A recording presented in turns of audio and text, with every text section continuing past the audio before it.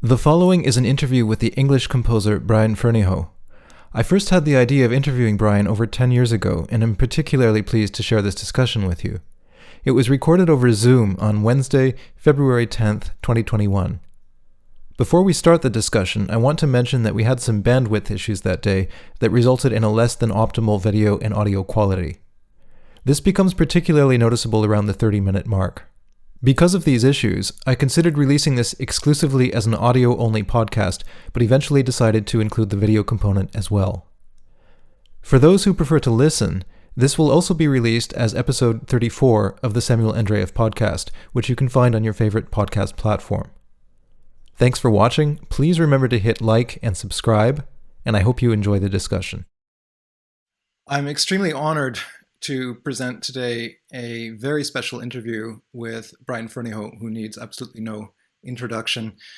Brian, thank you very much for doing this. It's very good to see you. Sure. I wanted to start this off with a somewhat general question about your work. It seems to me that a lot of your music has grotesque or humoristic or parodistic elements.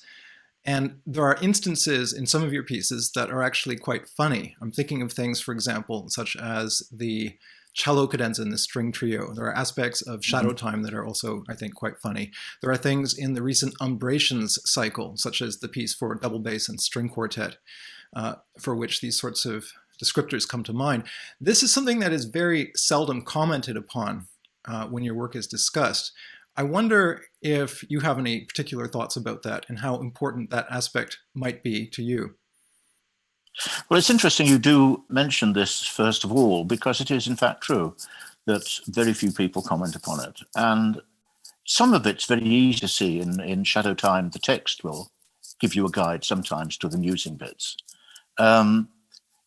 It's something that has grown over the years, I think.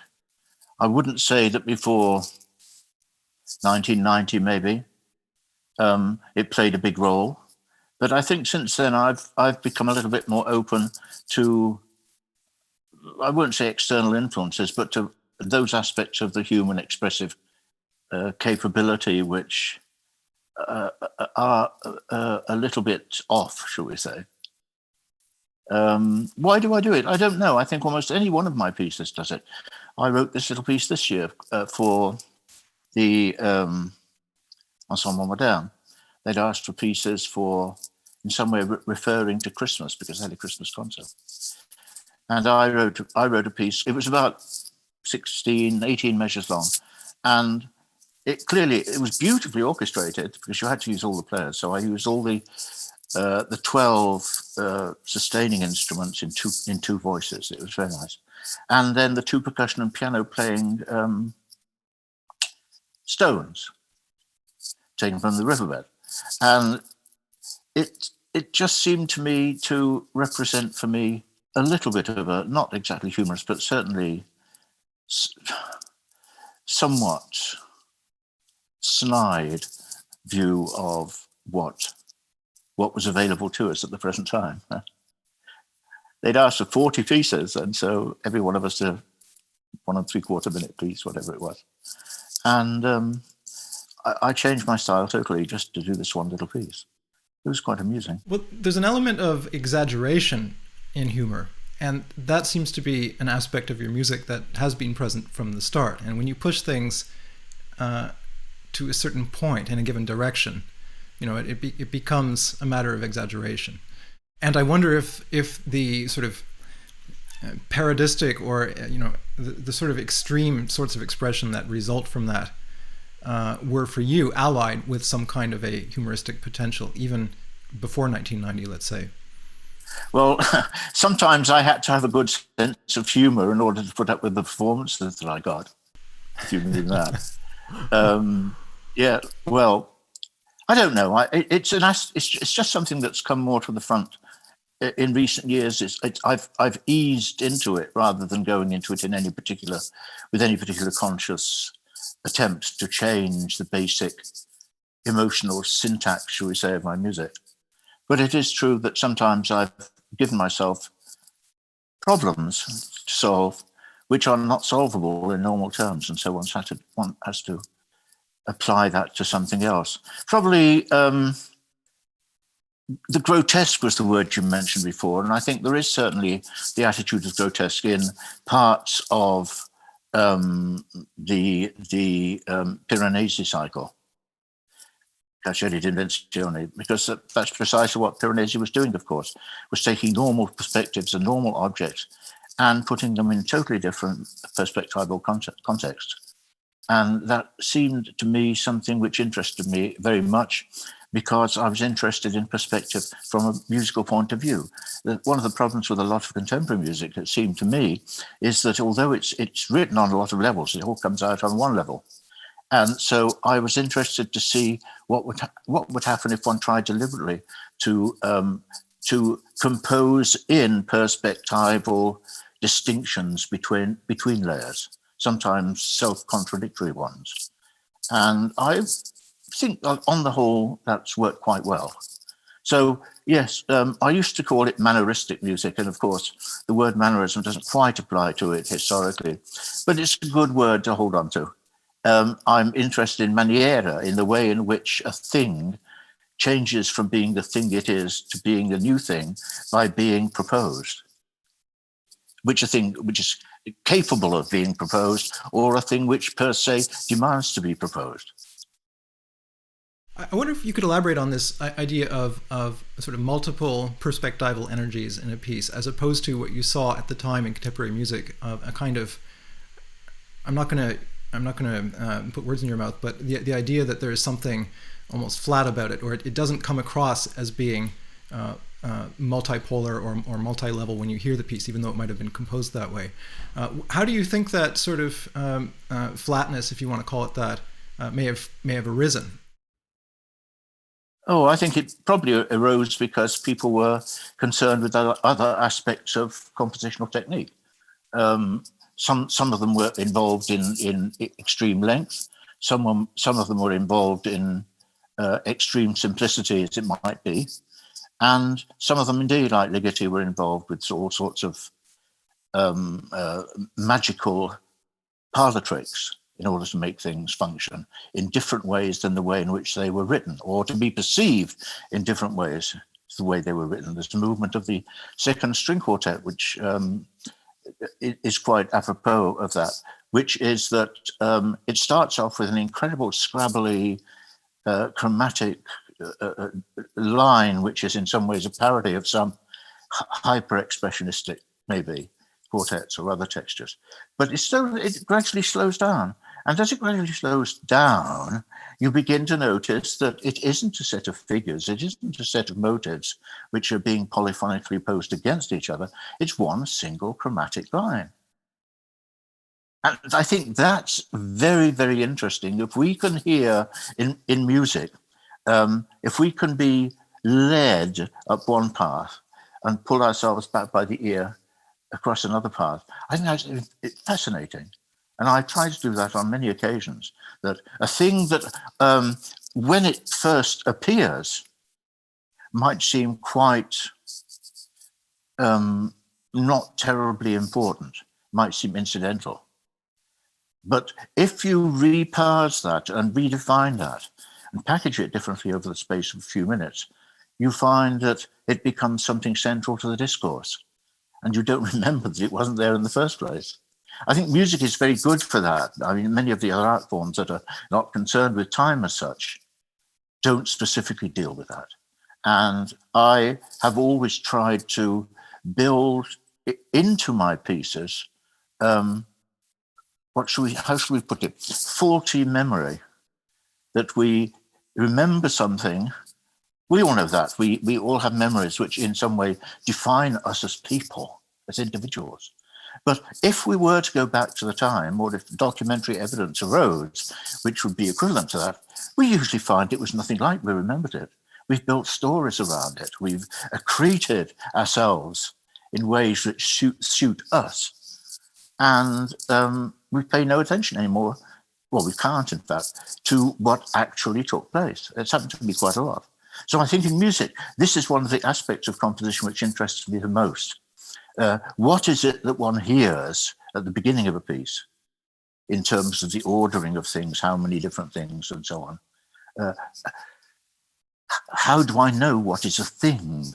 We might have a glissando. Well, yes, but is it a glissando which has a certain breadth? Is it played with a certain tone color? We don't know at that particular point, and we're trying to build up stories for ourselves from these minimal scattering of information. And as the piece goes on, some of these things take on a sort of magisterial status. They become things which, by redefining, perhaps verbally or conceptually, what these things are, we find that they can do many different things that at the beginning was not in their capability. So that's not quite the same as perspective, but it is something that I've very often in my music done. Simple case would be you have a rhythmic structure at the very, very beginning of a piece.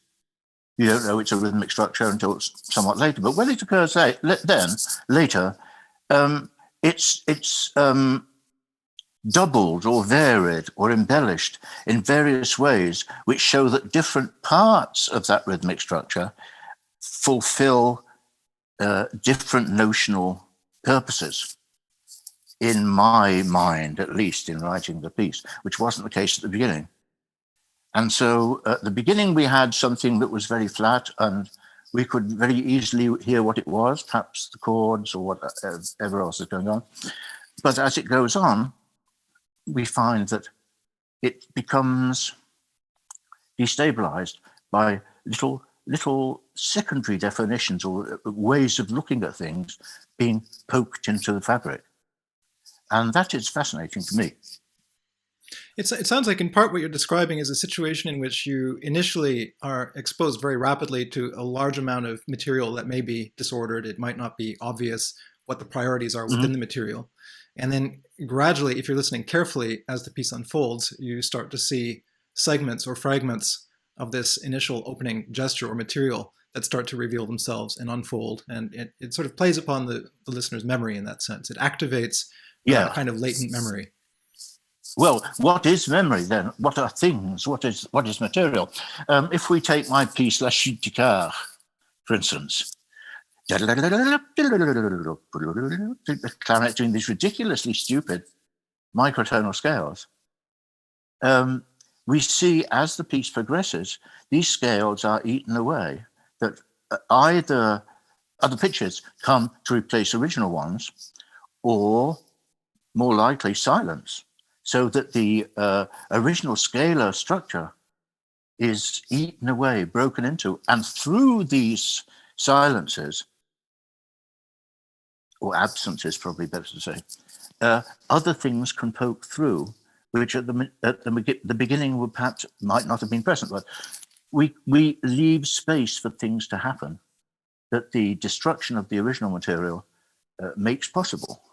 Yeah, it's completely fascinating. I agree. I mean, La Chute du Quart is an interesting example of that because it's a fairly rare example of what could almost be described as a sort of unipolar linear process in one of your pieces, and one also that's placed at the very beginning of the work. So it's particularly evident. Yes. Well, I was looking at the time to both for this gradual erosive process, although at the beginning I didn't know entirely how that would work, but also for a multi-layer temporal expansion of this figure by the other instruments that are playing exactly the same notes as the clarinet is, but at different times. And so we get a sort of balloon of supportive warm air, keeping the clarinet part running, even when it gets into incredibly microtonal zones. So that was really very primitive, and I was very worried at the beginning of that piece what the hell I was doing. Why am I doing something which is so obviously the case? But of course, again, that simplicity gives rise to a highly differentiated or potentially differentiated mode of listening when these elements occur again in different conjunctions. Yeah, I wonder if we could use that as a jumping off point to discuss harmony for a second, because you mentioned these sort of frozen spectra at the outset of La Chute d'Icare. It's not exactly a spectrum, but at least there's a kind of microtonal scale that it's is a microtonal scale. Yeah. It's a microtonal the upward scale. version is different than the downward version, but only slightly. Right, but it's reverberated in a sense. There are pitches from that opening gesture that are prolonged and elaborated upon by the other. Yes, absolutely. It's an amazingly old technique, but it still functions sometimes.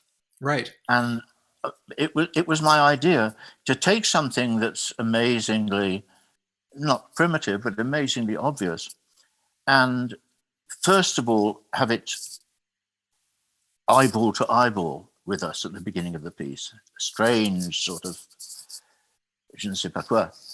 And then as the piece goes on, by this thing disappearing, by it being broken up, all sorts of lower layers come into existence. It's rather like, in Borges, we find a story where an emperor asked for a map of his kingdom made so detailed that it was exactly the same size as the kingdom. You know the story.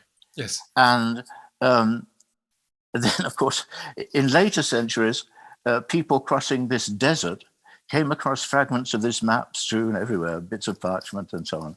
Because, of course, by making it the same size as the kingdom, the sun had been occluded and nothing was able to grow there.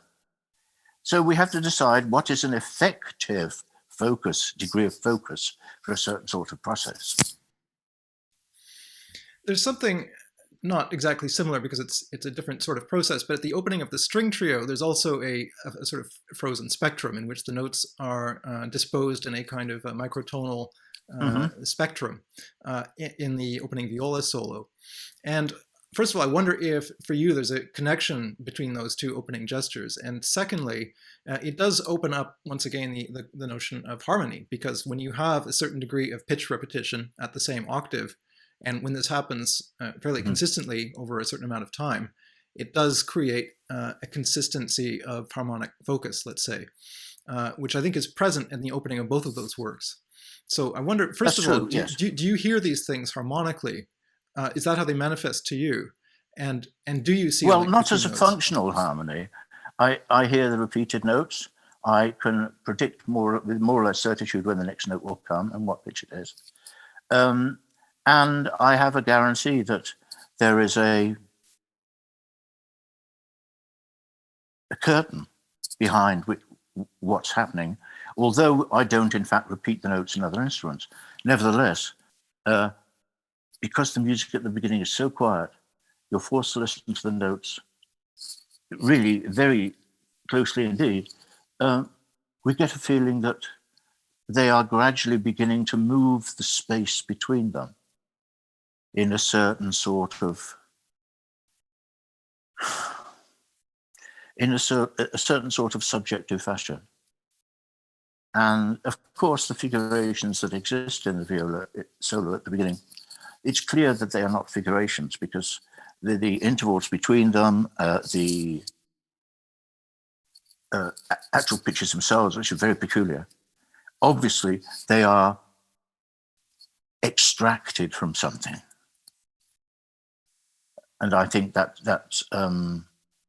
again is a sort of hint about what the piece is doing at that moment.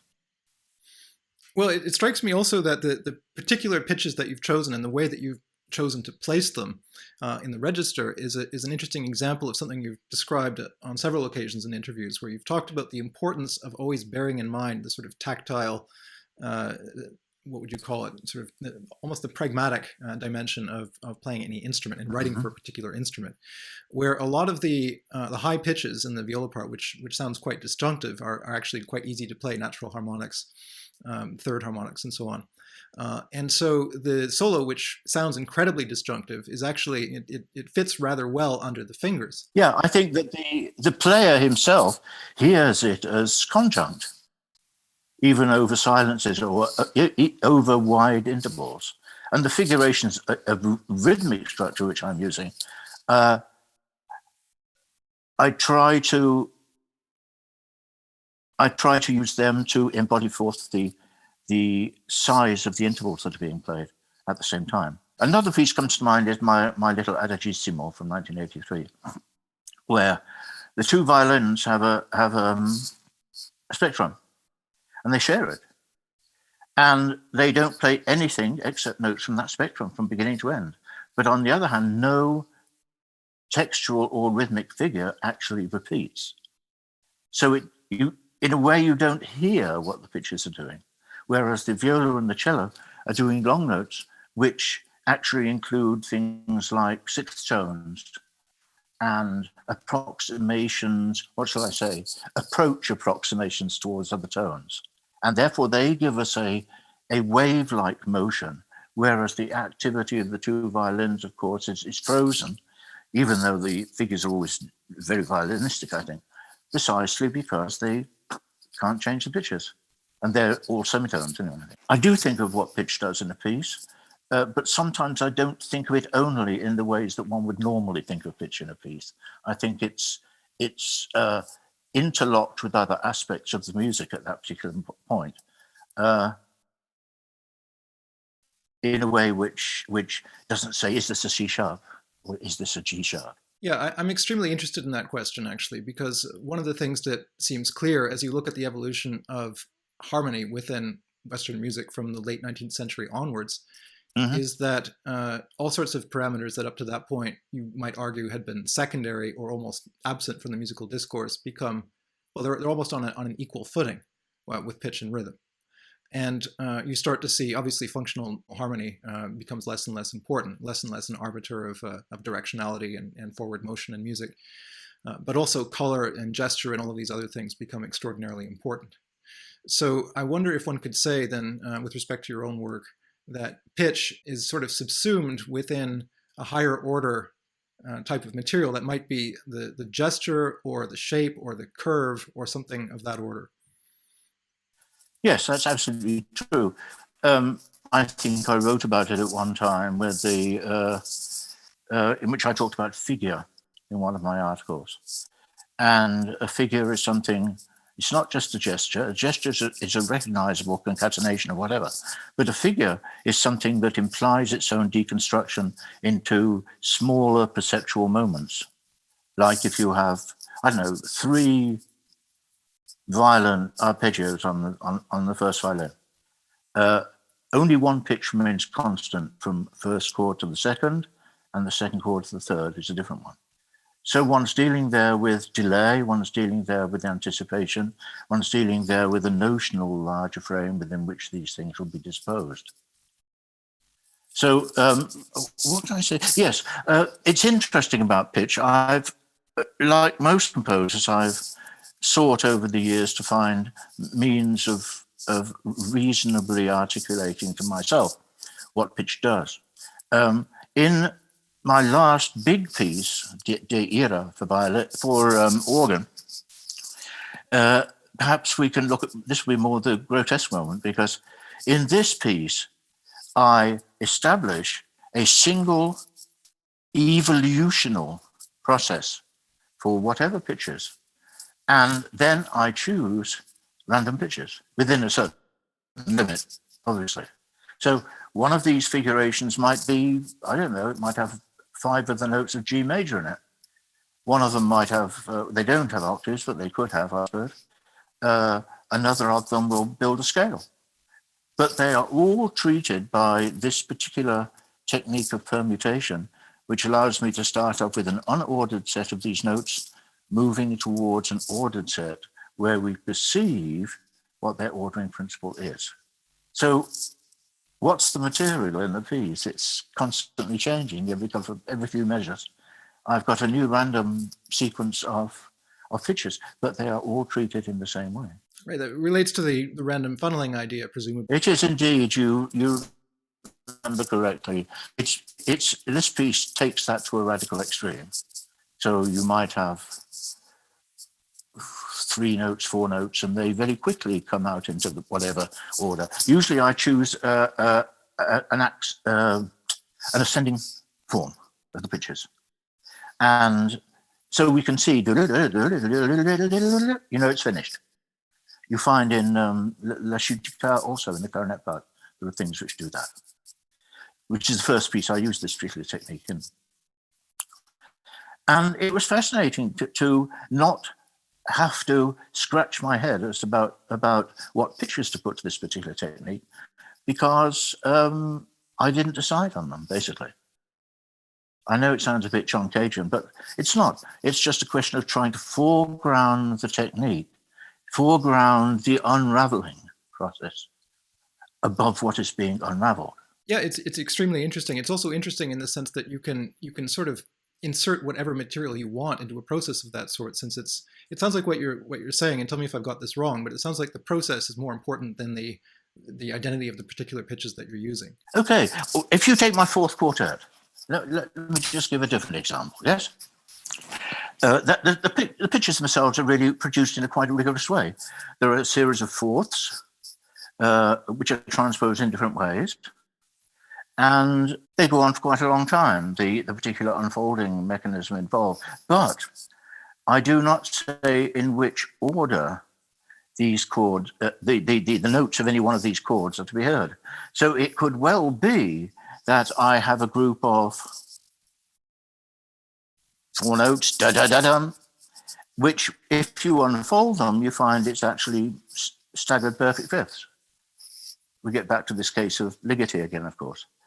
And so I was very interested at the time to see the sort of things one could do with this unfolding and unraveling process. In the fourth quartet, what happened was mostly that I orchestrated the 4 pitches available to me at that particular moment in such a way that they would or would not reveal their engenderment. Sometimes it's just a group of pitches spaced between instruments, yeah? But sometimes I put them all in one instrument and you can hear the actual figuration they're derived from. And I thought that was a good way of orchestrating harmony, if you like. It also relates to me to something that seems to be happening with increasing frequency in your more recent work, which is the integration of materials that you could describe as being heterogeneous. So in other words, materials that might happily exist in a completely different stylistic context. So I'm thinking of things like the triads that appear in the last part of Opus Contradictorum. Obviously totally non-functional triads, but triads nevertheless. Mm-hmm. And in the more recent piano piece... I think you mean the second movement. Sorry, the second movement. Yeah, that's right. Yeah. That's right, yes. Yeah, or in the more recent piece, Quirl, where you have these sort of Lisztian, quasi-Lisztian octaves that occur in that piece, which I found extremely interesting. All very processual. I mean, I'm working basically with 5 notes at a time there. Those are 5 related semitones. And the only thing that varies them in the course of the piece is the order in which they're played. 5, 1, 3, 4, 2, or 5, 4, 3, 1, 2. You hear different sorts of repulsion or attraction of the notes to their engendering figure. Yeah, you see, it's like when I was at school, we all had to do these horrible science lessons and put a bit of iron filings on a sheet, stick a magnet in the middle, and you get these wonderful shapes, yes. They're very nice, yes. And so in this particular case, I thought, in Quirl particularly, that I would be extremely limited in terms of the things I allowed myself to do. And you can get things like third, parallel third, second, whatever. But it's all permutated, of course, there. But do you reflect upon the affective qualities of these materials when they appear in the piece, and the fact that they... You mean they're not effective? Yes, I do. Yes, I do. Oftentimes... What I'm saying is, I'm sorry, there's a bit of a lag, so if I interrupt you, it's not intentional. In other words, these are not neutral materials, right? They have historical connotations and stylistic connotations and so on. That's correct. However, generally speaking, I don't use them with respect to their historical connotations. You might say in umbrations that several of the movements, which stand in quite close relationship to the Christopher Tye viol consort pieces, do that. But in general, I'm not a Maxwell Davis. I don't use historical materials with a way to authenticating present-day compositional technique on the basis of historical precedent. I don't do that. If you listen to the last part of Vibrations, the Christopher Tye 4-part fantasy, which upon the In Nomine, upon which this movement is based, is simply played in the steel drums. The treble starts, played the whole treble, then the alto, then the tenor, then the bass. And as it happens, of course, as you go down, they have fewer and fewer pitches and fewer rhythms. So you get quite an interesting filtering effect in that way. I don't see that particularly as evoking in any way anything, except that it does seem in that particular movement, there is a certain sort of nostalgia because of the predominantly tonal intervals in the Tye itself, though the rhythms aren't anything like that. And that enables us, because I'm using these 4 parts successively, there's a process involved with that, statistical one. There is a layer which is playing, in fact, on the electric organ, the cantus firmus itself. And there is a layer in which all the other instruments participate, which uses chords produced very much in the way as we've been discussing, that they're chords which may be built up of 2 or 3 different ways of relating intervals. So I might say, okay, the top 3 notes do this, the second 3 notes do that, and the bottom 5 notes do that. And then the next time, 5 will come in the middle and 3 at the bottom. So I think it worked. This business of perspective we were talking about earlier works in this particular case because the materials are so obviously distinct, but that they have, because of the measure length structure, the place where the dynamics in the tuttis change, and other such arcana, they seem to have an attraction, mutual attraction, which doesn't let us pull them apart, even though they're totally different. Yeah, it seems to me that on that level, the pitch material in something like the Umbration Cycle or Quarrel or other more recent pieces is more stratified, or it's more processually or functionally articulated than it might have been the case in some of your earlier pieces. So if I take something like Lemma Icon Epigram, which contains some extraordinarily complex chords, but the material in that is not really functionally separated out in the same way. Richard Tuke wrote a good article on this one. I read it and I said, oh, didn't I do that? It was the main issue with at least the first part of Lemma Icon Epigram was taking the linear flow of things and breaking them up into distinct layers of gestural energy balls or quanta. And so, yes, there are a tremendous number of basic techniques in the first part of that piece, but I use them in a rather straightforward way that, I don't know, 5th technique, left hand, 5 notes, at least a major third apart, or something like that. I'm just making it up. But there is no overriding system which can be utilized in order to predict which of these elements will come next in the cycle, which of these elements will be used to map out others, perhaps. There's only one point in the piece where all the techniques, however many they are, all the techniques occur rapidly, one after another, in a sort of helter-skelter motion. I suppose you'd think that would be amusing. It was one of my early amusing aperçus. Well, it sounds as though pitch in many of these pieces is sort of radically defunctionalized in a certain sense. It almost doesn't function as pitch. It functions in a different way, oddly enough. I wouldn't take it to that extreme, I don't think. I'm often surprised by how coherent I think the actual pitches taken as pitches in my music sound, and I'm quite happy about that. I think they shouldn't not sound like that. I think the other aspects are so much foregrounded in a way that perhaps most composers don't do, that we tend to push their actual pitch relationship to one side in order to look to see how they're embedded in the cross currents of layering. Yeah, well, it seems to me that the pitch aspects per se, they're not really commented upon very much. Commentators certainly have written about the processes that you use to order pitch materials and to distort them and so on, and how they might evolve over a piece, but they don't speak of them really in terms of vertically sounding aggregates and their harmonic qualities. I would argue also that in your own writings, that doesn't really seem to come up very often, although maybe I've got that wrong. I don't do that.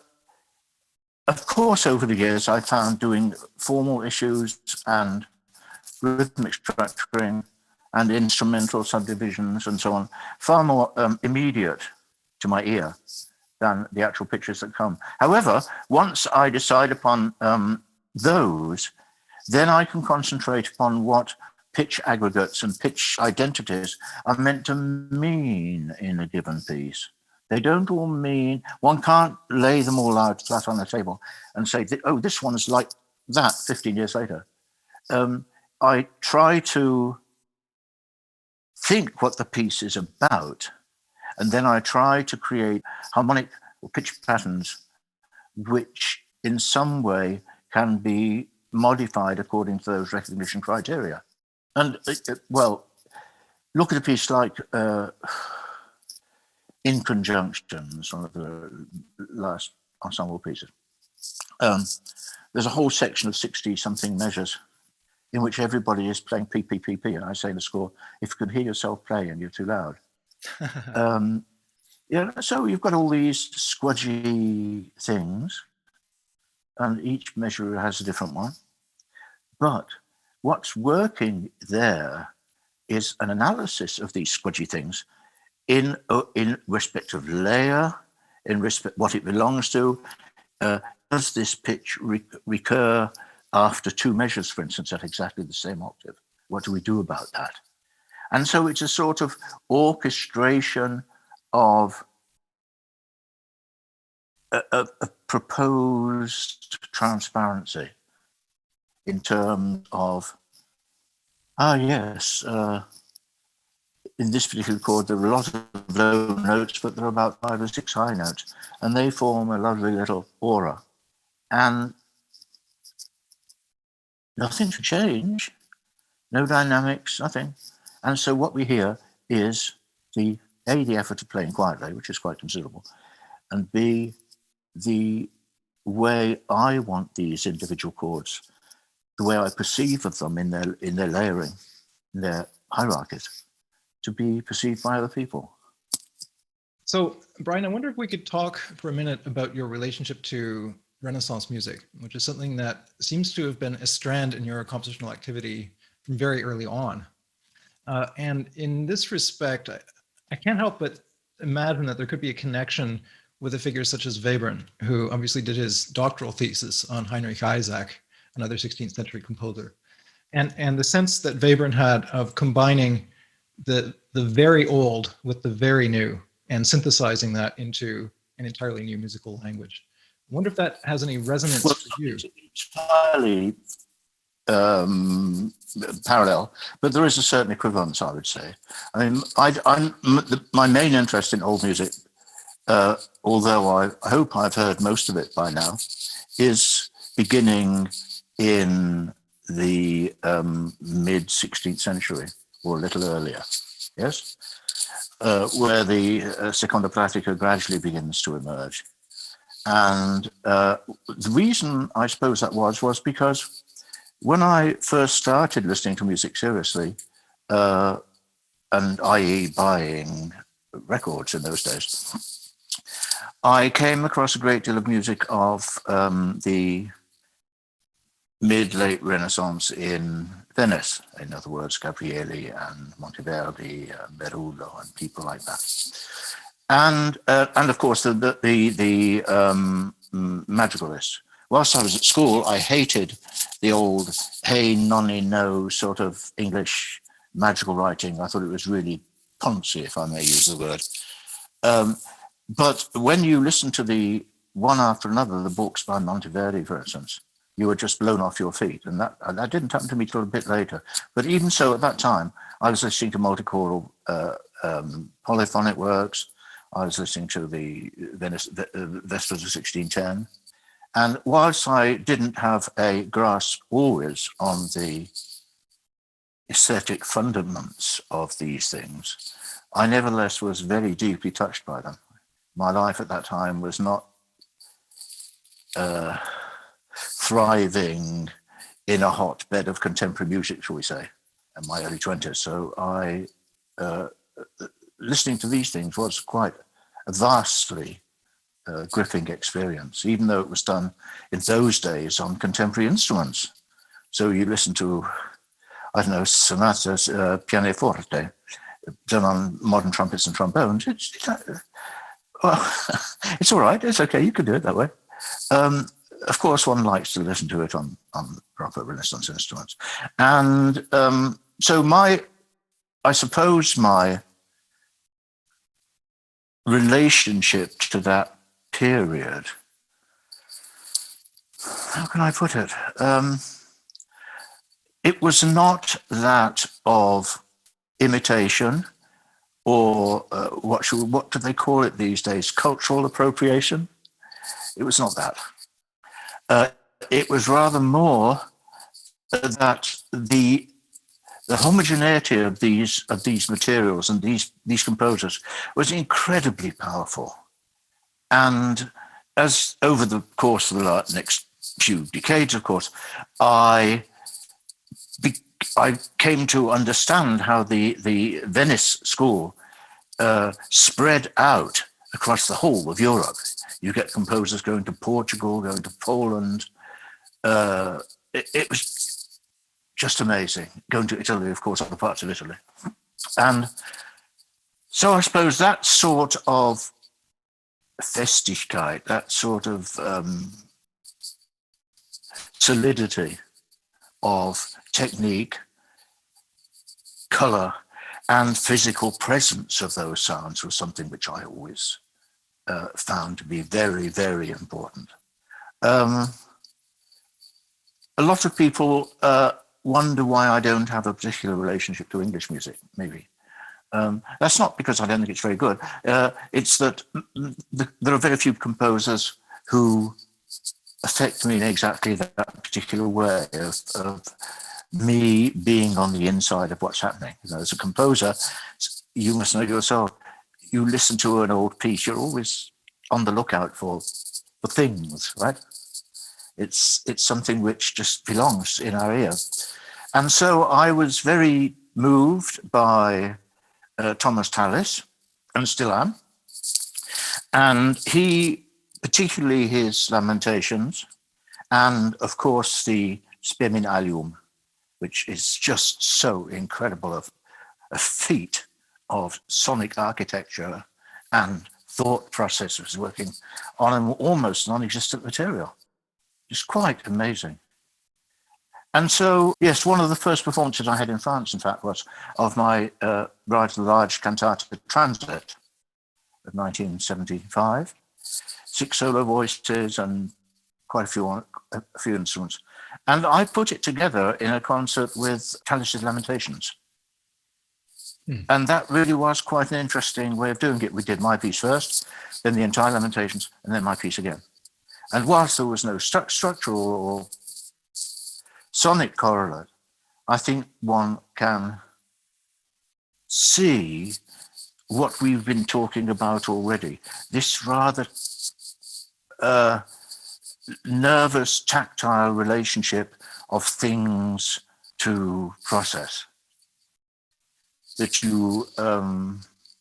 process is in itself a thing, and it can be exemplified by other things, so that you have more than one at the same time.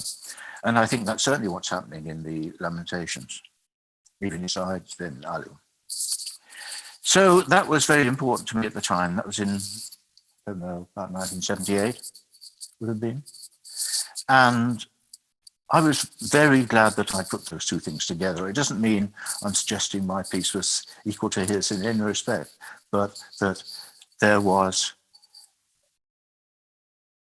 the essaying of a certain sort of humanism, which was only just gaining ground in Europe at that time, I think, and was taking over from the prima pratica in many respects.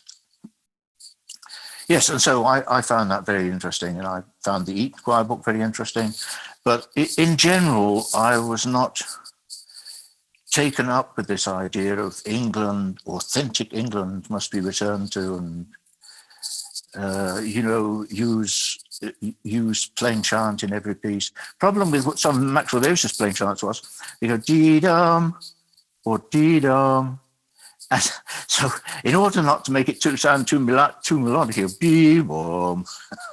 You put it in different octave register, and this all the time. So I had a certain irritation at that period of my life in the late 60s, early 70s, with all things English. So perhaps that plays a certain role in it. But with contemporary music, of course, I mean, I think the thing about Monteverdi and Gabrieli and people like that was not so much what other composers made of it then, the multi-choral chordi spezzati. It's lovely, but I didn't feel that I could put that degree of structural resonance into moving a group of instruments to another group of instruments in a different space. It reminds me of a story from Darmstadt. Morton Feldman was still alive in those days and holding forth. And I was sitting there in front of a meeting. Well, the only directions in music are up or down or stay the same. If anybody can name me another direction, I'll give him $100. So I put my hand up and I said, left and right. He didn't. He said, "Oh, I'll buy you a cup of coffee." He didn't even do that. Oh well, that's worrying. So there are many, many things in music that I think some of the early Boulez writings were quite interesting in that respect, Relève des Frantis and that sort of thing, where he actually does talk about, and the letters to John Cage, which are quite interesting. He goes into detail. We don't have to agree with him or with Cage.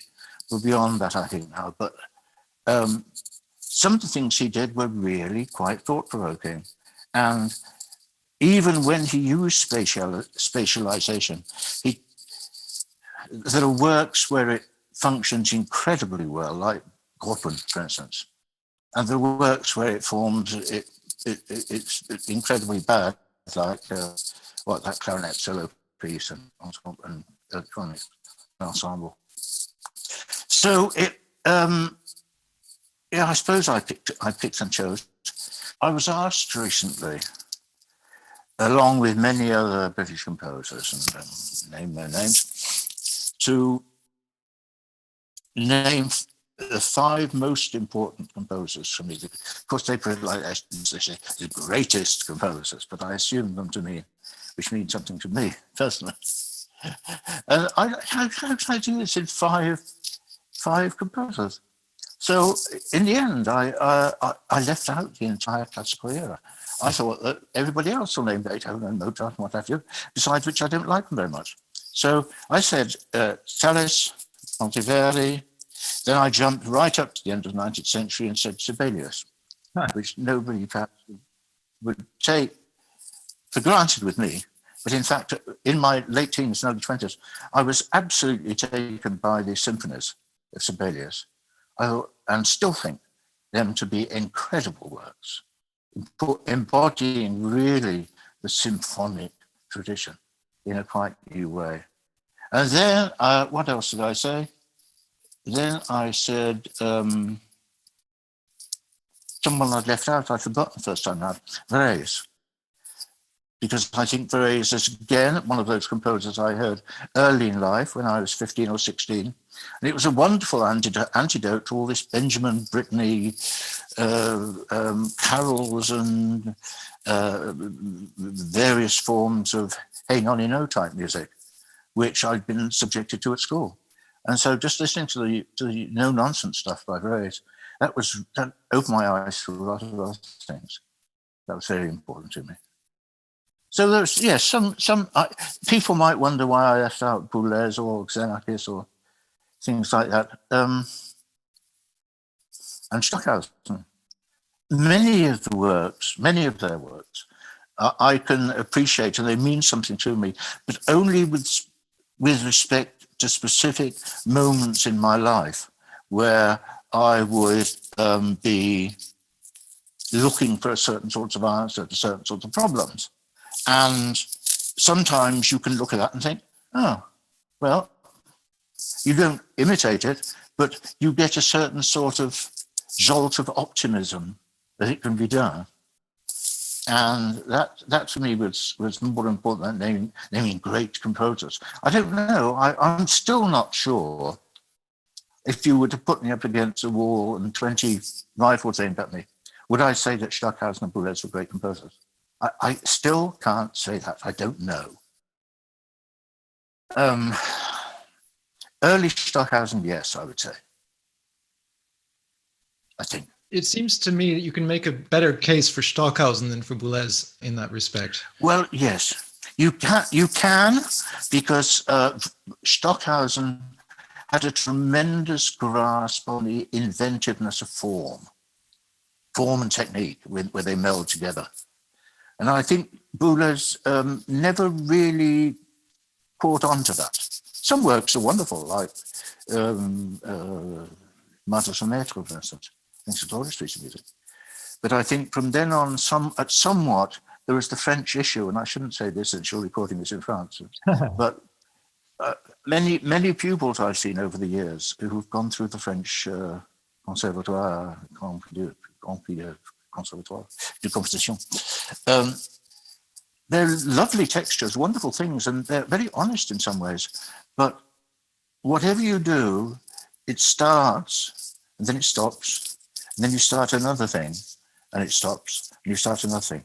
That the form, it's a little bit, I've talked about this quite seriously with some of my French pupils, and they maintained they didn't even know it was happening.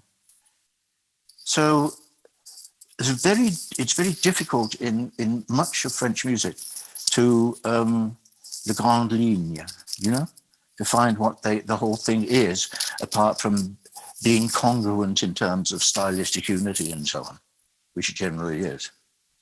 So I have trouble with some of Boulez in that respect. Other contemporary composers, what could I say? I liked early Birtwistle because I felt he's a profoundly nasty composer. And that's something we need in music, But otherwise, I think, nah. Jonathan Harvey was a very interesting composer. We were good friends. And whilst I didn't always like everything he did, I was very impressed by the fact that they were doing something, that in his pieces there was some sort of background concept or philosophy. It sounds pretentious, but still, way of thinking, way of being, which imbues these pieces with a certain sort of charming radiance. And I hope in the best of circumstances, I can do something the same, or I probably can't do the charming bit. Well, with respect to Boulez, I mean, one of the things, just to respond to what you were saying there, one of the things that has always struck me is that throughout his career, this is not intended to be a hit piece on Boulez, but it seems to me that he really only had one strategy formally, which is you would sort of counterpose these sort of articulated rhythmic moments, which are typically faster, and then these moments where everything is sort of rhythmically a bit soupy. And then you would sort of contrast these two rhythmic typologies. But as you say, there's no sense of a larger form. And I mean, one of the most extreme examples of that is something like Sur un six, which just does the same thing for 45 minutes, basically. And it does seem to me that that's a problem. But to center it back on your music, I mean, one of the things that's always enormously impressed me has been the extraordinary variety of formal strategies and the different ways that you can create a discourse in a piece. And it also seems to me that you don't do the same thing twice. So every piece is a sort of attempt at finding a new way of creating new formal energies and new ways of patterning a piece. And I do find that enormously impressive. Well, thank you. But, it can also have a downside, which is one day or another you run out of strategies. I do think that some of my pieces belong together, not in cycles, although I've worked on cycles, of course, but some of the other pieces, they try to get a different take on a core group of issues. And so they might, on the surface of it, seem quite different in form. But at the same time, the piece that I wrote before, or the piece before that, in some way plays into the piece that I'm writing at the moment. And I suppose that's a fault in the sense that only I know that's happening.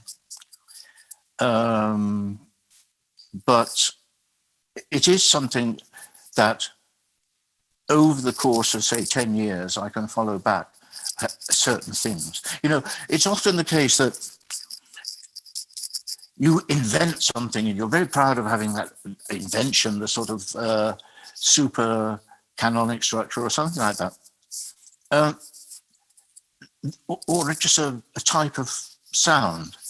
And then in the piece after that, sometimes that particular percept enters into and aliments the actual middle ground of the piece, that it's become more consistent, it's become more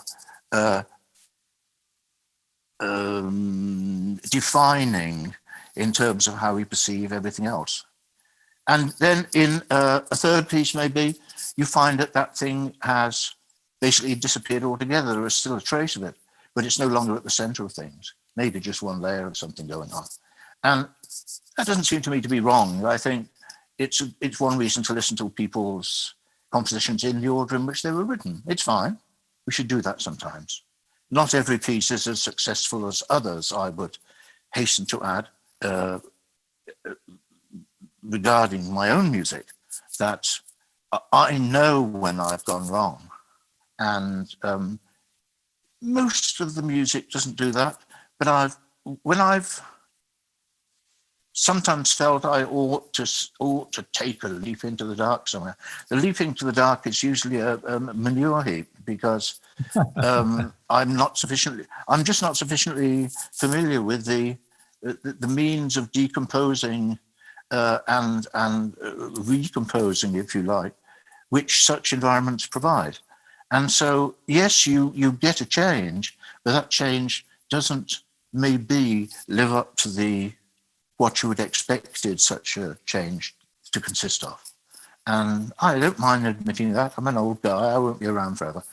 And it's been more in recent years that I've found that the continuity of technique, pitch material, form, and background concept, which has often been there a very weighty issue, has not been so strongly emphasized. That things I've written in recent years have, yes, they've had their central issues, primarily musical issues. And earlier I felt that, maybe in the 70s and 80s, that music was an amazing communicative medium because it showed us all aspects of what being might be. Transitive, intransitive, transparent, opaque, rhetorical, poetic, and all these different aspects can be transformed into one another. And I think in recent years, perhaps I wrote a few too many big pieces. But some of them, I say, oh yeah, that's not too bad. And that's what else can we do? Well, that goes along with a certain degree of playfulness, I would think, in the sense that, I mean, this would seem on the surface to be a very strange comparison, but if you look at the late works of Elliott Carter, he's at a point where he's willing to try almost anything once. And a lot of the techniques that he'd elaborated very painstakingly throughout the 1960s sort of sink down to an almost unconscious level. He doesn't have to think about them anymore. And the pieces take on an almost improvisatory quality. I think that's probably true, but they also lose something in whilst they gain something in that particular smoothness, they lose, or consistency, they lose something in depth, I think. And the pieces of the 60s and 70s, I think, are really very good pieces. All we can say is that music belongs in its age. We can't do anything different than write music which couldn't be written any other time. Even if we're trying to imitate somebody's style, we can't do it except in our own terms. And so, maybe it's a fault of just at a certain point in life, one loses interest in some sorts of justifying moods of thinking. And that I felt that in the 60s, well, forget the 60s, the 70s and 80s, I got very irritated that that music didn't seem to relate to anything outside itself. And apart from perhaps the political, which didn't interest me.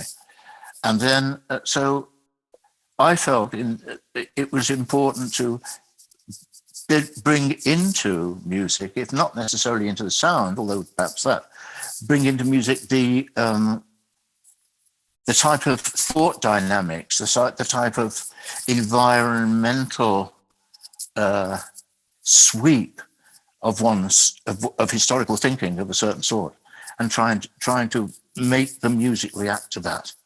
And perhaps in recent years, that's no longer been the case. The history of music is dotted with these occasional pieces, and there's very few of them, where I think you can say that like there's a kind of a category of piece that in respect to its time, notably oversteps the bounds of what you might call compositional decency at a given time. Like it just goes way off the spectrum. I'm thinking of things such as the Ives Fourth Symphony. Perhaps Gruppen is an example of this sort of thing. Maybe the Mahler Eighth in its own time, or the Gurlieder, or maybe the Fünf Orchesterstücke of Schönberg. Where these pieces are wildly out of phase with the norms of compositional practice at their time. And it seems to me that a work like Le Terre Autonome is an example of this as well. I wonder, first of all, how you would imagine such a lineage. I mean, if you would view things in that way, and whether this sort of gargantuan ambition is something that you can will. No, I think it's something that you've got. You can't will it. You may feel you need it, in which case, you can dig out bits of yourself that approximate it. How long did I write that piece? About 3.5 years. And there was no real reason to do it from a practical point of view, from the point of view of the music world. Nobody wanted it. Same had been true with Firecycle Beta 7 years before that. I don't know. My ideal was to write, in those days, that may sound naive, to write a piece of music which hoisted itself up by its own bootlaces. That is, the means to listening to the piece are contained in the piece itself. We're not analyzing stylistic discrepancies or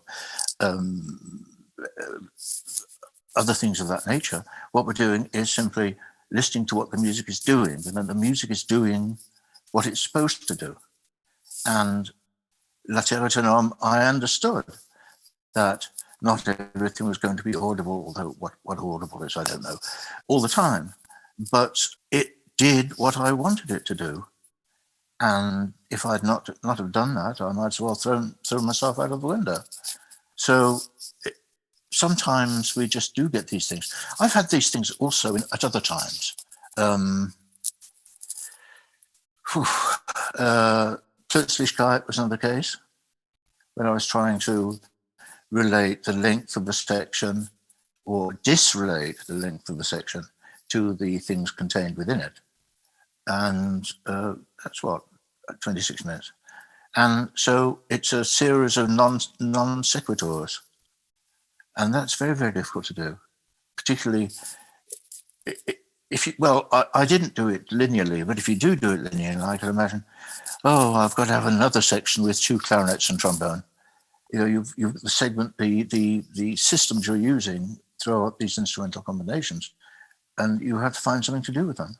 And at a certain point, a piece doesn't live up to your own needs with respect to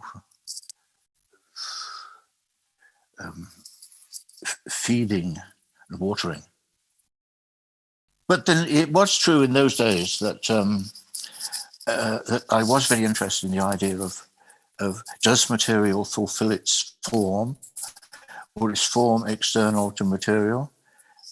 Is time in particular a separate dimension, which isn't just some span of clock time within which something happens, but is actually an element of the music which you can actually audibly relate or disrelate to what is otherwise going on. I was thinking that a few weeks ago when I heard overtone singing. There was a woman who could sing a bass fundamental and go up like about 5 octaves into whistling. And yes, we know that happens, but it's quite striking because it all emerges from that one technique, but it sounds so totally different. And so sometimes by using a constant technique over unconstant or discrepant materials, you can, it's like going on the beach and going to the pools and seeing what's there. You could dig up strange wiggly creatures. And that's what I've over the years tried to do. Well, maybe we could talk for a second about the technique you used in Plötzlichkeit and other pieces as well, because it comes up in the guitar concerto as well in Shadow Time. The idea of composing a piece in X number of tiny self-contained units, more or less self-contained units, right, that are essentially non sequiturs, and then sort of plotting that out in advance. So you know that at bar 183 or whatever, you need to have a duet for a guitar and bongos or whatever it might be. Like in a piece like that, you're basically dealing with a completely memoryless structure, right? There's no sense of the accumulative potential of material exactly, because it keeps leaping from one shard-like instant to the next. And I wonder, just from a purely pragmatic perspective, how you can write a piece of that sort and keep it engaging from beginning to end. Because I find that those works are engaging from beginning to end, but it's not obvious that strategy would work. No, it's not, is it? But a lot of pieces which try to be continuous end up being discontinuous. So I don't see why you shouldn't try the opposite. I'm not trying to create there was a critic once, he doesn't like my music, so shouldn't worry about that. But he said, well, I've listened to this piece 5 times now, and I think I'm beginning to discern the form. Plötzlichkeit, form. Oh, interesting. So people, certainly the guitar concerto is maybe a good example of how this particular way of writing works, because I've got 2 guitars, one tuned to quarter tone rather than the other. And that at least keeps the piece going through. And the beginning of each section usually has something to do with the percussive element, because the guitar is a percussive plucked instrument. And you have the harp in there, and violin, cello, and various wind instruments and percussion. So I think I used more percussion in that little piece than I've ever used in any other piece before. And I think it works. I can't say why it works, it just does. And I think I like Plötzlichkeit, but I feel that because of the speed at which I was composing the final sections, I should have taken more risk with respect to the density of the material. I should maybe have brought the density of the material down a little bit, that's all. But otherwise, I think that way of writing worked. Of course, the temptation is, no matter what you think, that the old way of writing is going to catch up with you. Oh God, I've got a 6 measures segment here to write for solo flute. So you write a nice little segment for solo flute, knowing that it will only last 6 measures. And that's not what I wanted to do. I wanted to write music which ignored the length of the material and the number of measures. Of course, it has to chop off them at some point. It reminds me of the strategies used by some poets. So there's a few that spring to mind. There's Ted Berrigan, for example, who at the outset of his career wrote a long series of sonnets where he would take poems that he felt were unsuccessful and then chop them up. He would take the individual lines and then write connector material that would then go between the lines, and he would end up with a poem that was actually very successful. There are poets that work with materials where the process of creation is totally, you have a series of unrelated lines, essentially. And what's interesting is there is sometimes a kind of involuntary consistency to the material that comes out that way. And I wonder if that might be, to some extent, what that critic may have been hearing in the piece when he referred to form with respect to Plötzlichkeit, that there's going to be some kind of a form that emerges, whether you like it or not. Well, of course, form is there through the formon, you're putting something together. But the beginnings and ends of those segments are so important.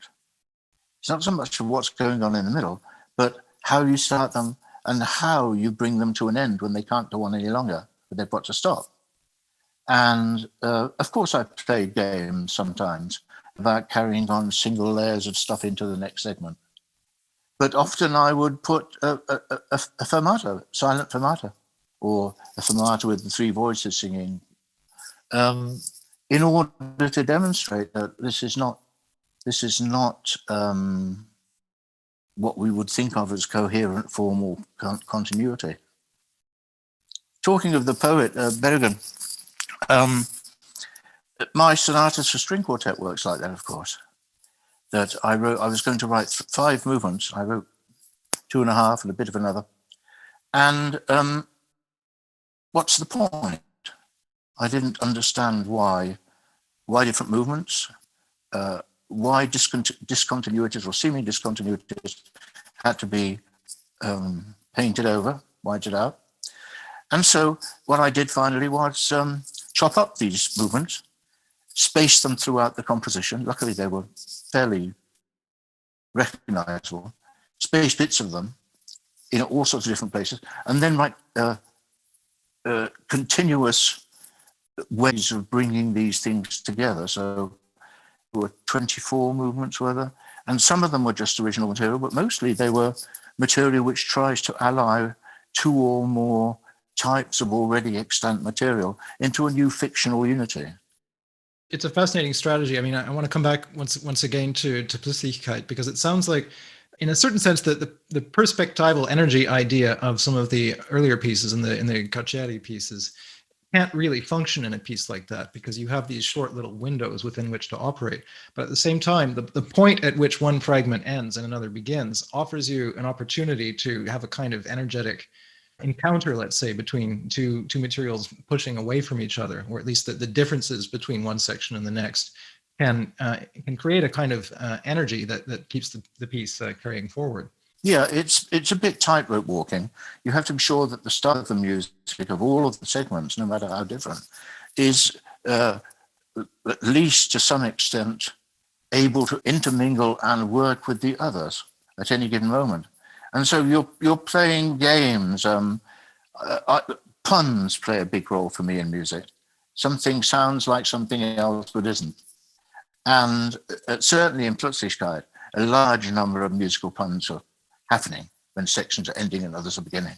Of course, the weird instrumentation of Plötzlichkeit is very helpful in that I have all these strange brass instruments, which the 2 soprano trombones and the bass trumpet and not the tuba, but anyway. And so, but if you look at Plötzlichkeit, you find this joke in there also, that just the Stockhausen put in 3 segments which are not contained in the original formulaic structure. So I also put in 3 segments. First one is just for brass. The second one is for strings and harps. And the third one is for woodwind, piano, and percussion.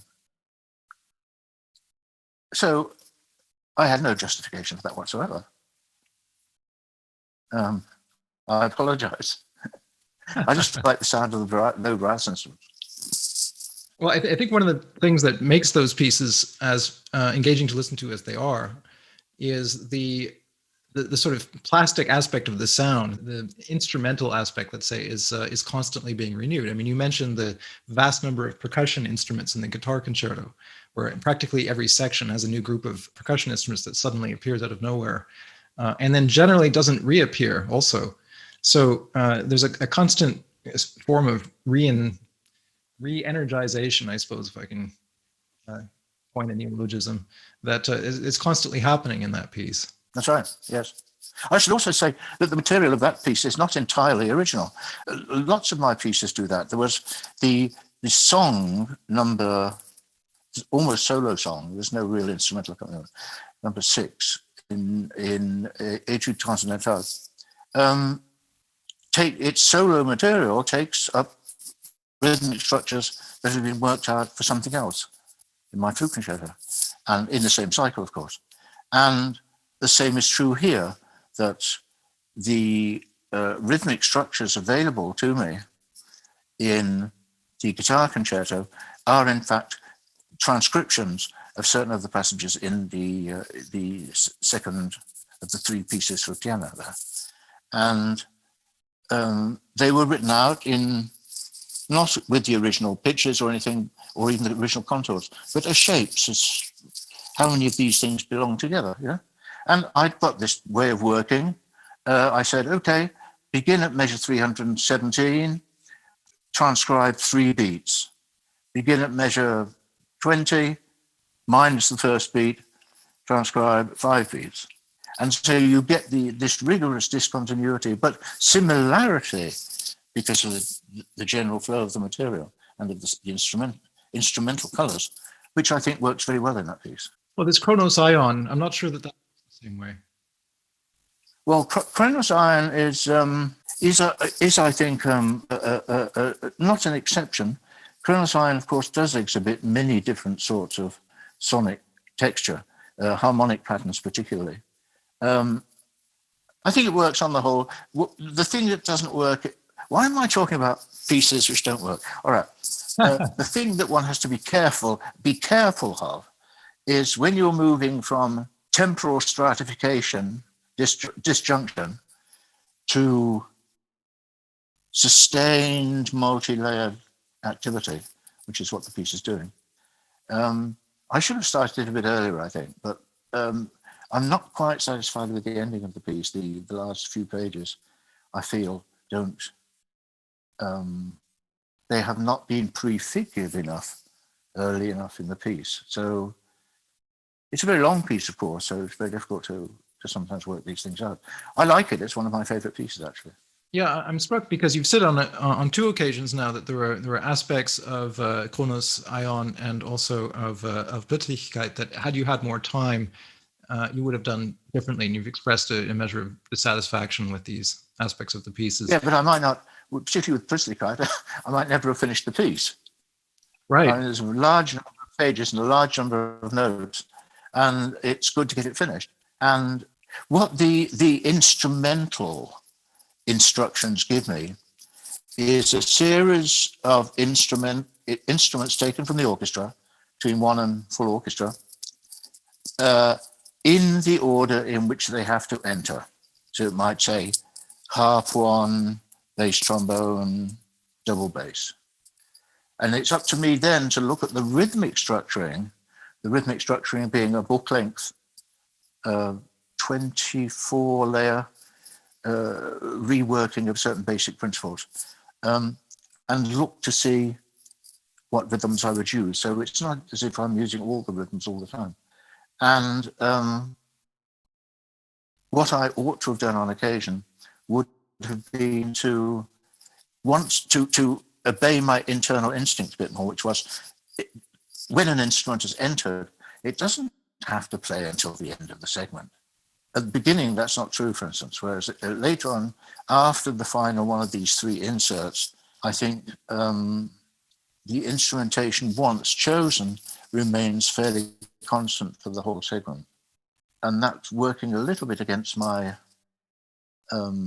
my discontinuity principle.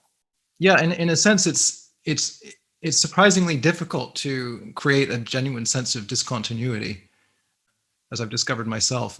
Well, that's absolutely right. Of course, but the reason for that is you've got to have damn well created a sense of continuity which you can recognize and utilize in order to break it. You can't say, well, I think I'll write a little fragment today. What you mean is something very short. A fragment of what?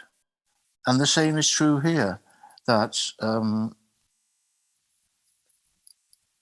you've got to have something in the material which insists upon going on, but it's not allowed to. Just as in paintings, look at the paintings of Francis Bacon with his old master complex. He insists on all these paintings being enveloped in curly-cued gilt sort of 18th century frames and all glassed in. You can't actually touch the picture or really get up close. It's got to be something like that. It's got to be something which is so continuous in your own self that you can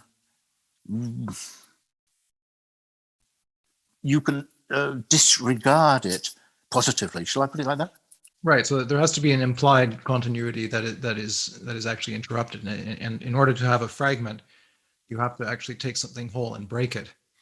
I was going to say I once had a theory of completed fragments. In my youth, I did a lot of analysis of early Webern pieces, and of course, the Opus 9 being very problematic, seemingly not so problematic, but in fact very problematic.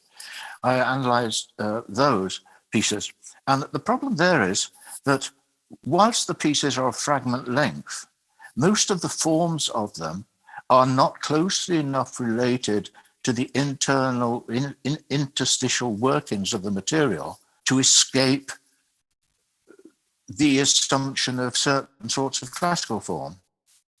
I call it the reprise problem in that particular work, that only the sixth movement escapes this particular issue of form and process being imposed upon the material. You take the first piece, it's wonderful how you see how Webern spatializes his sounds and the rhythmic structure which begins on a triplet. What silent triplet?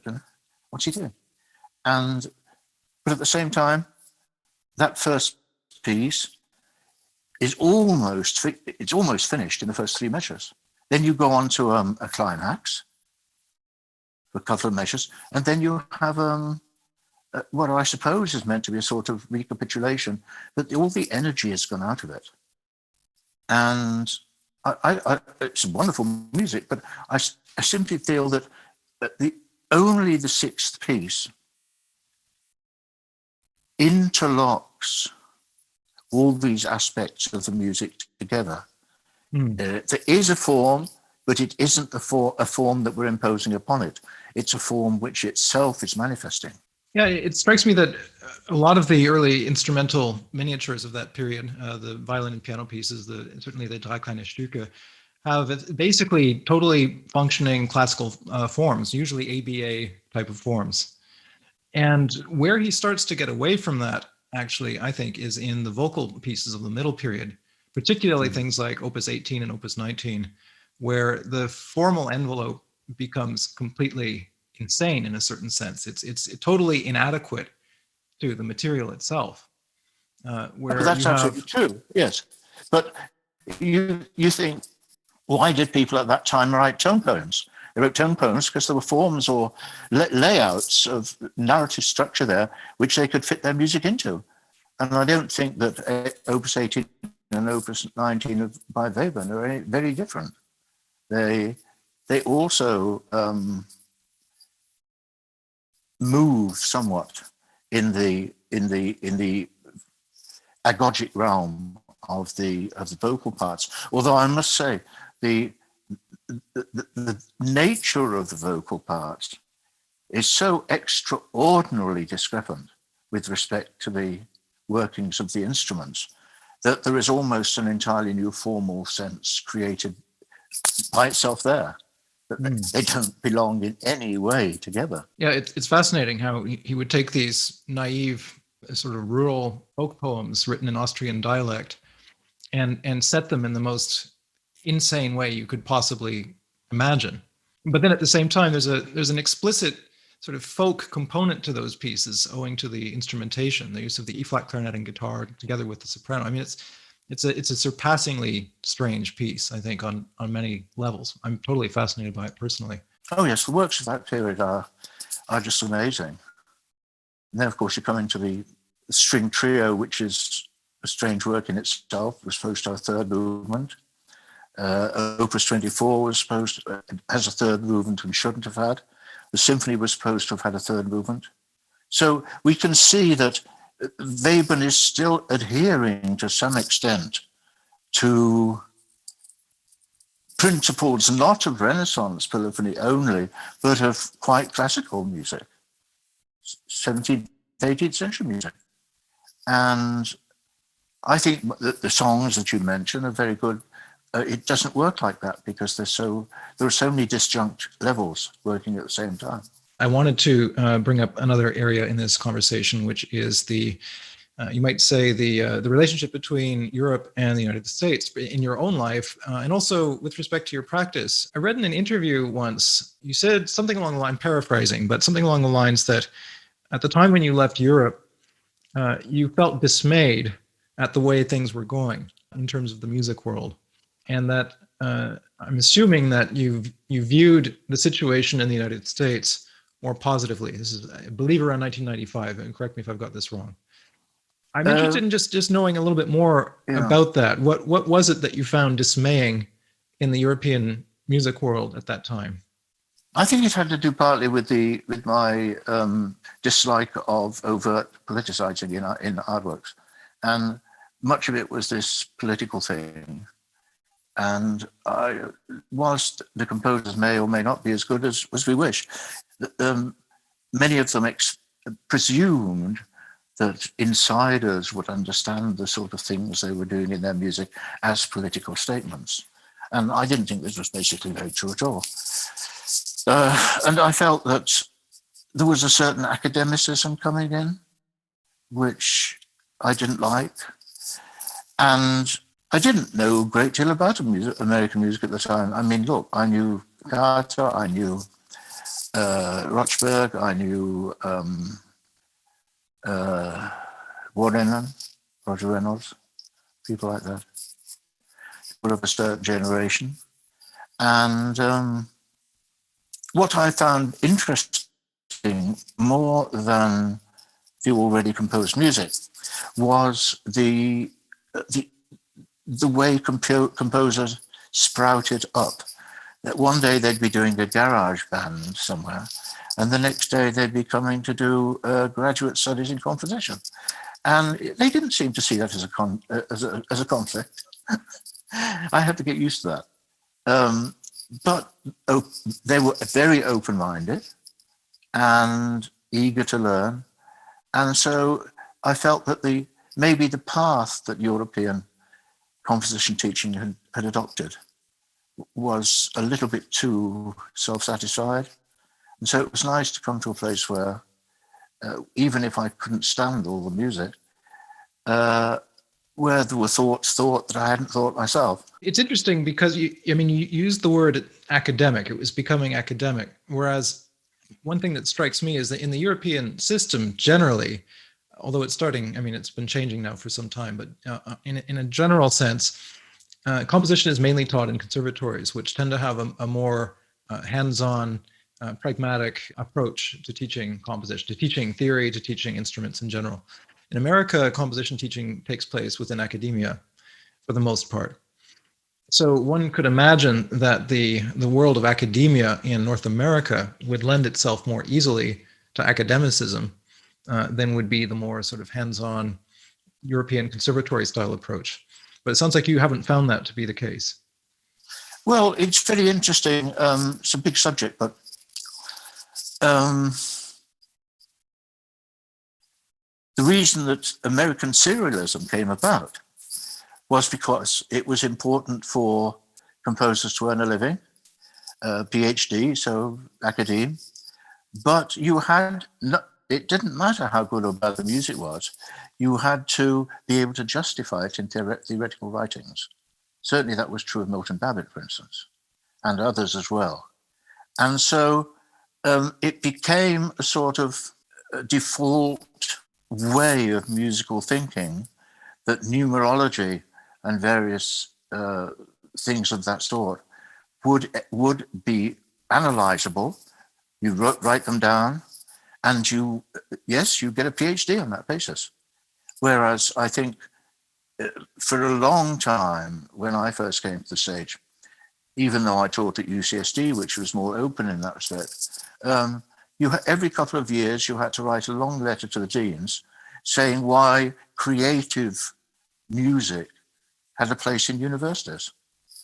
And I did that. Unfortunately, now this is no longer the case. But apart from one or two schools, I think that composition will very often not be taught at all anymore. And so it's back to conservatories. I think certainly it's some of the major universities, Ivy League universities, have abandoned or are in the process of abandoning creative compositional studies as a subject. I mean, shoehorning composition into the framework of research is always going to be an awkward fit. So when you have to write those sorts of letters justifying your activity in terms of research, I mean, you could say it's a hard case to make. So on one level, I suppose that's understandable because it's not clear that composition actually belongs in academia. Yes, that's right. At least two generations of American composers bought into this sort of total serialism thing because Milton Babbitt needed to have material which could be evaluated by non-musicians. So if composition teaching in America is to continue, which I wouldn't like to predict, it will surely now be in the hands of the conservatories to propagate it, or in the hands of those universities which have a music school attached. Well, how do you see the situation evolving in Europe now when you come back over here? I mean, is it still the case that you're seeing manifestations of these sorts of tendencies, or is it improving at all? It seems to me that, and I'd really like to get your perspective on this, that it's very hard to pinpoint any kind of particular consistency or coherency in the different strands that are being practiced currently. I'm seeing that's absolutely right. I see when I go to Darmstadt and I teach, God knows how many, 80 pupils or something, I see a lot of scores. And yes, some countries have a consistency of style, mainly because China, for instance, mainly because most of the pupils come from Shanghai. And there's a way of writing in Shanghai which you don't have to like or dislike it, but you can judge its quality as is, as it were, what they do with it. Russia has some very strange people. I sometimes burst out laughing when I saw some of the videos of these pieces. I wonder if the present generation of higher middle-aged composers isn't really going to be the last generation of, as it were, independent composers. I think the younger ones are going to be in much more difficulty in order to make actual composed pieces part of the cultural scene. It's interesting because more and more composers. When I started teaching composition, there were not so many. Now there are hundreds and hundreds of them. And one wonders, is that a sign of health or of sickness? Can't answer it for you. I've often wondered the same thing myself. It's not clear. You have to think of it also in terms of prospects also. This was something that Morton Feldman actually started to say with increasing stridency towards the end of his life, was that basically most of the people that he saw, I don't know if he was referring to his own graduate students, but he was saying that most of the things he was seeing were coming from people that probably should really do something else. And there was a vast increase in the number of students. And this was around the late 1980s. I think he died in 1987. Yes. I think that's true. I taught some wonderful people at Stanford, really, really good people. And a few of them got really good jobs. I have to say, thank you very much. That was good. But some of them are still struggling. And I think their music is exceptionally good. And their brains are suited to talking about these things with other people. Mm-hmm. And so I think the present generation may well be the last of, at least in America, of people doing primarily composition. I hope not. But I think the world has been changing. The world is changing. The academic scene is recalibrating itself to other concerns. And I don't know to what extent the living arts, in the sense we know them, are going to be promulgated anymore. But I'm just an old skeptic. So, well, the hope I have is that the vast increase in availability of radical new technologies and the emergence of these gigantic platforms like YouTube, the ease with which the younger generation is able to connect with each other virtually. The fact I'm seeing a lot of younger composers starting their own ensembles. They're basically having to do everything from scratch. Also, because the institutional infrastructure that's in place in Europe is getting weaker and weaker, so they have to do these things by themselves. Indeed, that's right. In Europe, it's reached a crisis point, I think, almost. Yeah, in some countries more than others, but France has become a virtual desert in that sense. And in the 20 years that I've been living here, I've seen Germany is scrabbling, to its credit, it's scrabbling to keep things together. But I don't know. Yeah, but it is, we're seeing the emergence of a new type of composer that's more comfortable with taking enormous amounts of initiative in terms of plotting entirely individual career paths that are sometimes quite remarkable. It's an extremely difficult path. It's very it's a very tenuous one because there's no security in that whatsoever. But nevertheless, there's a sense that you have to find a way. And I think that highly gifted individuals, highly creative people will find a way, you know? Oh, I'm sure that's nearly always the case. If their personalities don't speak against it, it would be the case.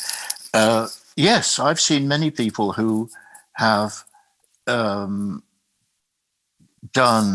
works, quasi-works of music theatre and pieces to be performed together with other people's artistic activity. Of course, all these things are very good. I won't now finish this off by sounding too skeptical. Of course, many of the people working in these areas have remarkable minds, and remarkable minds people like me at my age don't have access to in a creative way. So I'm certainly as optimistic as you in that respect. Whether it's music that will get out there is another matter. That seems like a good place to end the conversation. I truly appreciate your taking the time. This has been very enjoyable, very stimulating. Thank you very much. Okay, well, thank you for listening to my moanings. If you like what I do, you can help me to keep on doing it by becoming a patron of my YouTube channel and podcast. It's easy and fast, and you can do it for as little as $5 a month. Rewards include exclusive downloads, books, CDs, and more. I also offer personalized composition and analysis lessons on Zoom. For more information, check the links in the video description.